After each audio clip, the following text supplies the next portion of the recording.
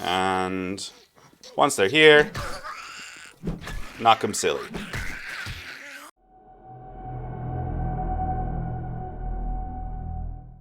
Hey survivors, welcome back to my channel. This is Survival Specialist. Here we are with the second video of base designs as promised. You will remember that in the first video we built two bases that could have been easily assembled early on in the game and could have been used against the early hordes. The two base designs that we have in this video can also be built easily in the early game. They may require a bit more resources, but the nice thing about them is that they can be upgraded to suit your needs later on in the game against difficult hordes. So let's get started, shall we? Alright guys, so the first one that we're gonna build is gonna be a melee base. I'll tell you what, I'm not a big fan of melee bases, but this one came in very handy when I was playing Horde every night because it really helped me sustain the ammo that I had and get more ammo from loot bags, etc. So I recommend this early on in the game if you are going for a melee weapon, if you're skilling into a melee weapon, and on top of that, if you want to save ammo. So it's a very simple design used by many. It's a simple corridor. So we're gonna start off by building a staircase first. So let's do that. As with any other base, guys, I'm building it 5 blocks high. So we have a simple stairway with blocks that is 5 blocks high. And what we're gonna do is we're going to build a corridor that is 4 blocks wide. Most people build it 3 blocks wide, but we're gonna build it 4 blocks wide. That runs about 10 blocks that way, 10, 12 blocks. So let's do that too.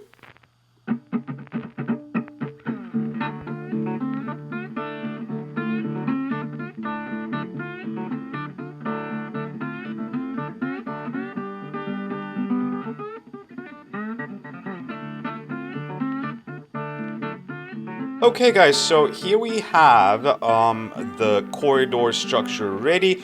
Already we've used a little over 250 blocks, so you can see that this one requires a bit more resources. Now we're gonna build the wall, so let's get doing that.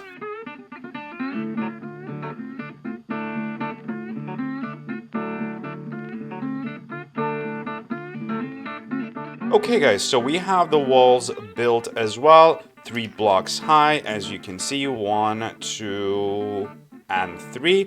Now, what we're going to do is we're going to connect the front like this, and this is when we are going to start building the actual trick of the base. Now, you can see that I got these poles.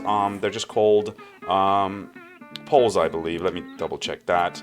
Yeah, let's see, pole. Yeah, we've got the normal pole, there's the pole side centered, but we just want the regular one. And you can see that these guys take a whole block, but what we're gonna do is we're gonna flip it on its side, and we're gonna place one right there, and then we're gonna place one this way, and one that is right like that, and one that's right there. So you can see that's actually 4 blocks, but it almost only takes this spot. This is what's really nice about it, and we're going to do exactly the same on this side. There we go. Okay, so this is exactly where we're going to stand and hit the zombies. You will see that most players built this 1 block wide, and the reason why we're doing it 2 blocks wide is for the upgrade. So what we want to do next is get the regular cube, go 1, 2, 1, 2, and we're going to leave, we're going to put 1 block here, but we're going to leave this particular one open, right? And then we're going to go 1, 2, 3, 4, 5, 6, 7, and then we're going to leave the 8, 1 open again. And what we're going to do is right after this empty block we have, we're going to put, actually on that empty block, let's go ahead and put a hatch. Put it, well, better that way. We're going to put a hatch right there, and we're going to build the exact same thing right on the block after the hatch. So let's do that too. And there we go. Okay, so this essentially gives us 2 stages, guys, and we're going to put another hatch over here in this open one.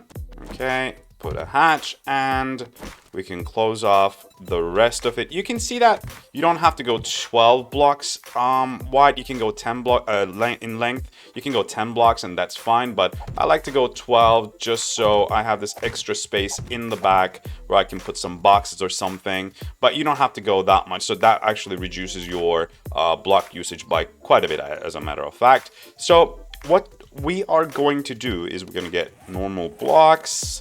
If I can type, there we go. We're going to get some frames, and here's how we're going to utilize this space. We are going to go stand right underneath the hatches. We're going to open the hatches, jump, and then get to the first stage.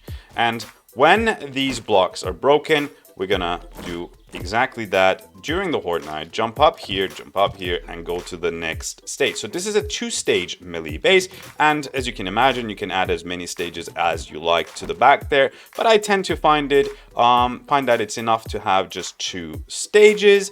And the nice thing about this is that the zombies are going to try to climb through the stairs over here, and as they're not proper stairs, they're going to take their sweet time to do that. And one thing that we must have in this base is this bit over here. We have to build this at least 2 blocks high over here, and that way we're going to prevent the zombies from stacking up on top of each other and getting to the top of the building and getting to you through these hatches. You can also do the same thing over here too if you like. You can just go like this just as a preventative measure, and have a normal frame here so that you can pick it up and then jump over, in case they can ever come through here and then jump to the rooftop. But I never had that happen, but you know, better to be safe than not. Now, one thing that most players do is place a sledge turret over here to knock the zombies over. You could do that. So let's get a sledge and I'll show you this, and then place it here so that it knocks them over that way. But I don't necessarily do this. I don't necessarily like doing this because you don't get enough zombies actually climbing up that way, and you don't get to kill zombies. You don't get experience. But if you like to keep the zombies off, you can also do this, but I do not want that, so I'm going to knock that block off as well. Okay, let's give it a try. All right, let's go ahead and put some nurses down there. All right, and let's see if it's going to work. Okay, we should have made them feral. Run, ladies, run. Ladies, come on. Are they? Yes, here we go. They're gonna try to climb up from there. I do have a baseball bat over here, and once they're here, knock them silly. Oops, don't want to fly. Yeah, you gotta be careful not to get hit yourself, so there's a bit of a back and forth every time you're about to hit. See, they're trying to climb in, but they're not able to do that because there's actually all the 4 blocks taken here. So, there we go. I think we get the point. Right, so there we go. That takes care of that. Now, one thing that I highly advise is that you upgrade this block and this block, and if you can, the stairs as well to concrete if you have some concrete early on, because that would discourage the zombies from hitting those blocks, and that would encourage them to hit these blocks. And one thing that will definitely help you will be to repair these blocks as the Horde Night advances, as the Horde Night progresses, so that you can just stand here and keep doing the same thing. One thing to keep in mind if you're a beginner player is that there is skull crushers that you can take that increases your melee damage by 50%, which is quite considerable. And if you're using your melee weapons, there are skills for it. So for example, for baseball bats, it's pummel pete. If you're using a sledgehammer, it's skull crushers. If you are using, where is it? Spears, you can go into javelin mastery. So there are perks as well available for the melee weapons. For the stun batons, it's under intelligence.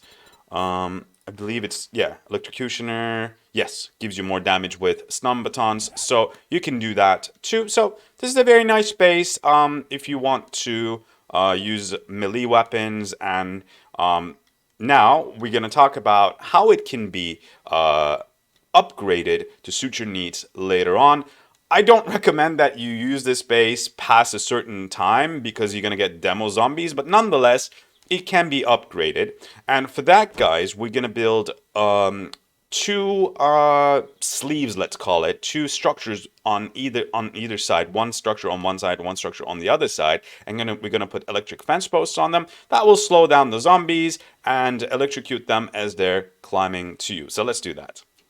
Alright guys, so I have gone ahead and upgraded the melee corridor as I spoke about. So let me show you what I have installed. I have obviously these two blade traps at the front. I got some fence posts, electric fence posts running along the start of the corridor over here. And in addition, I have two shotgun turrets aimed at the backs of the zombies as they climb up. I have a generator installed over here.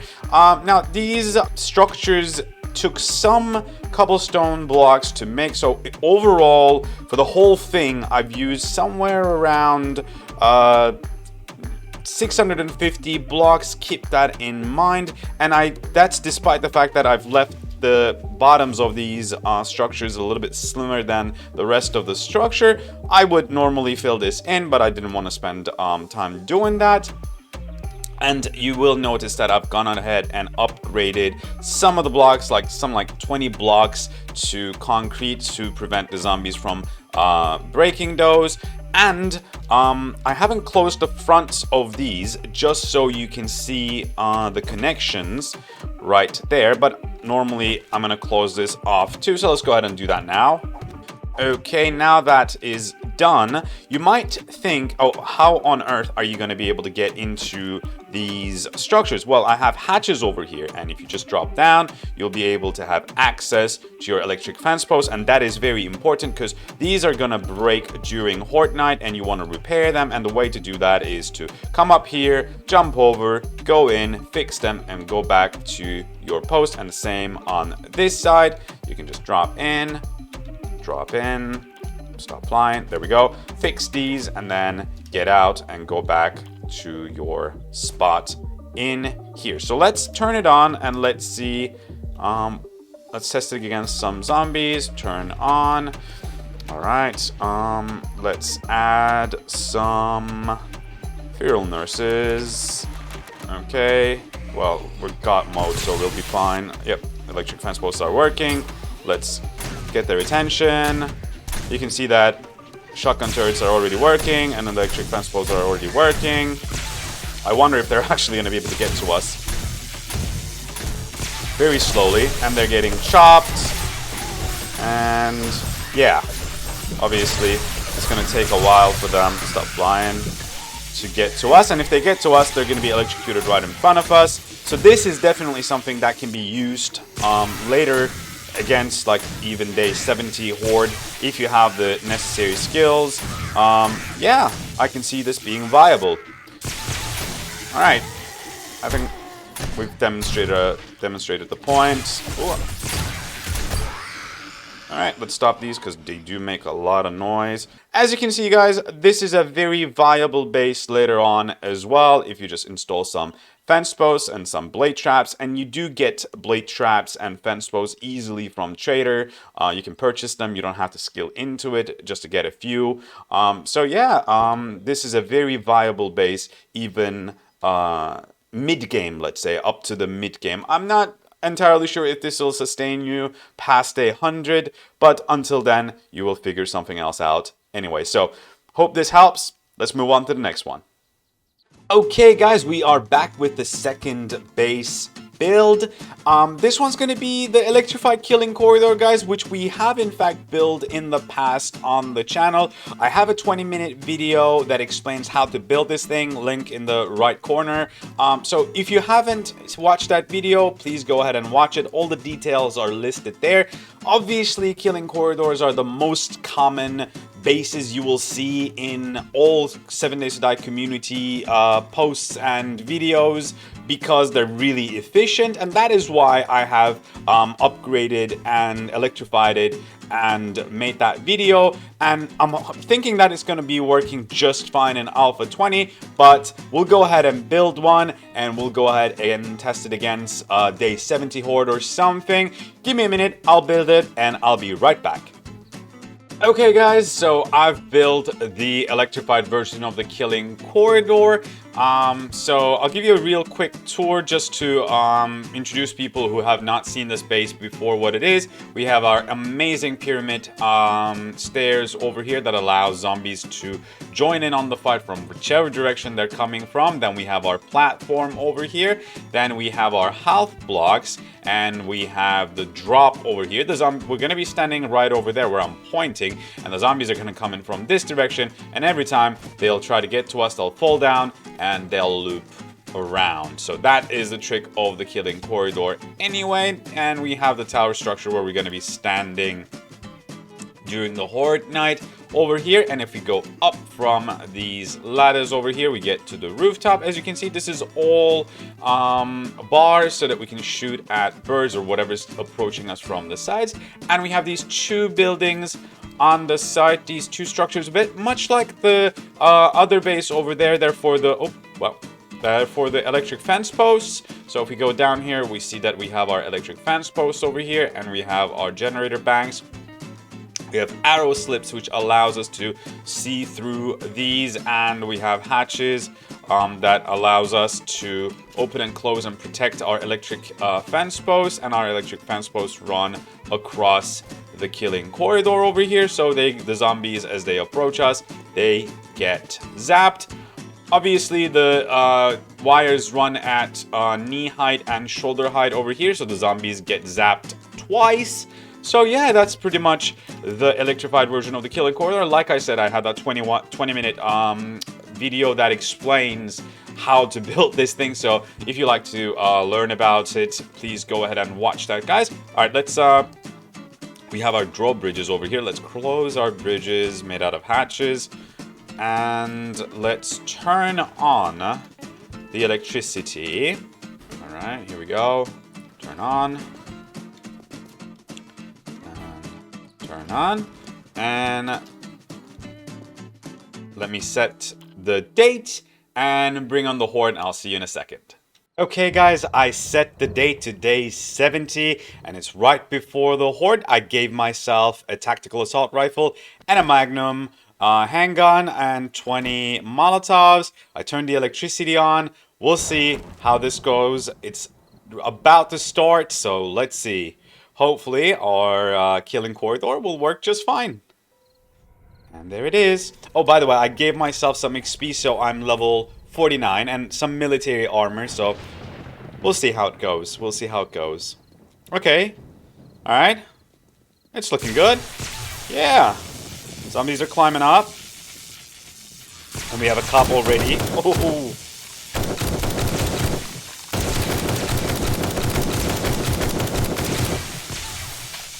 Okay, okay. Yeah, this is definitely working as usual, guys. Let's set them on fire and let them burn. Alright, let's kill them all.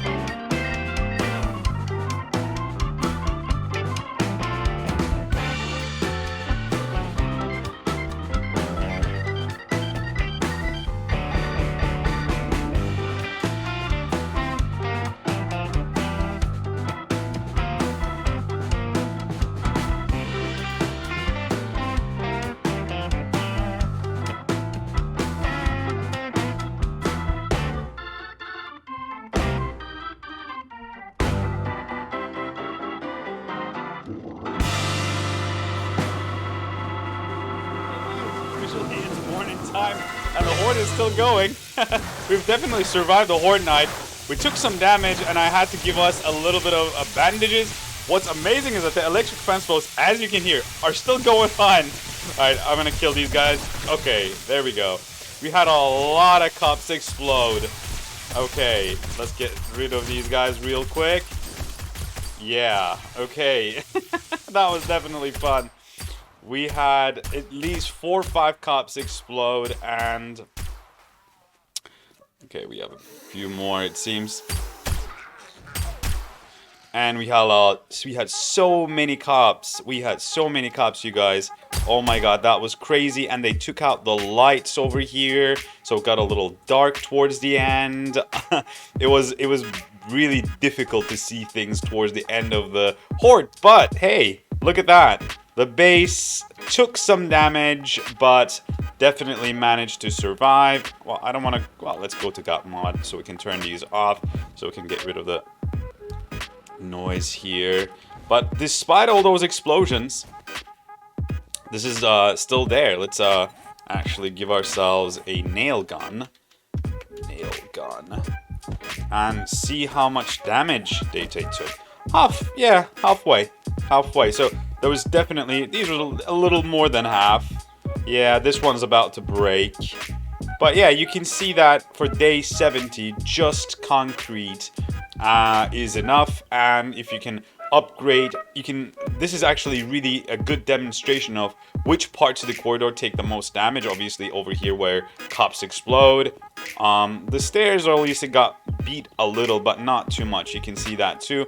So this is a good demonstration of what needs to be upgraded in the base. Obviously, prioritize these bits so that you can get them up to steel, so that they're protected the most.